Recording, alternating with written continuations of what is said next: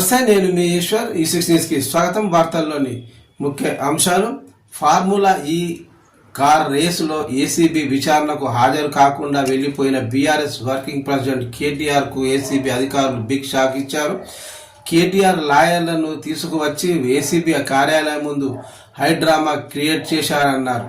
ACB విచారణ తప్పించుకోవడానికి న్యాయవాదులను KTR తీసుకొచ్చాడంటూ ACB అంటుంది. కేసు విచారణకు సహకరించాలని హైకోర్టు ఆదేశాలు జారీ చేస్తే కేటీఆర్ వాటిని ఉల్లంఘించారని ఏసీబీ అధికారులు స్పష్టం చేశారు. దీనిని తాము న్యాయస్థానం దృష్టికి తీసుకువెళ్తామని తెలిపారు.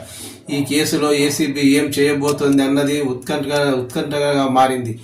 కేటీఆర్ను మరోసారి విచారణకు పిలుస్తారా, లేక హైకోర్టులో కేటీఆర్ ఆదేశాలు ఉల్లంఘించారని పిటిషన్ వేస్తారా అన్నది చూడాలి. ఏసీబీ విచారణకు హాజరు అయ్యేందుకు నందీనగర్లోని తన నివాసం నుంచి బయలుదేరి ఏసీబీ కార్యాలయానికి తన లాయర్లతో కలిసి చేరుకున్నారు కేటీఆర్. అయితే కార్యాలయం లోపలికి లాయర్లను పోలీసులు అనుమతించలేదు.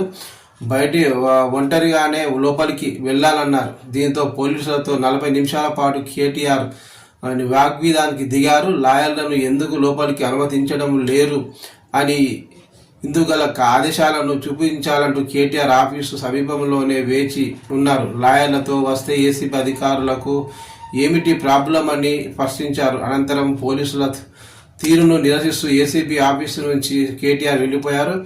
అక్కడ నుంచి నేరుగా తెలంగాణ భవన్కు చేరుకున్నారు. రైతు భరోసాను అమలు చేయకుండా సీఎం రేవంత్ రెడ్డి డైరెక్షన్లో పాలిటిక్స్ చేస్తున్నారని, అందులో భాగంగానే ఈ ఏసీబీ డ్రామాను నడుపుతున్నారని మండిపడ్డారు. తనను ఏసీబీ ఆఫీసుకు పిలిచి తన ఇంట్లో ఏసీబీ రైడ్స్ చేయించేందుకు రేవంత్ కుట్ర చేశారని కేటీఆర్ ఆరోపించారు.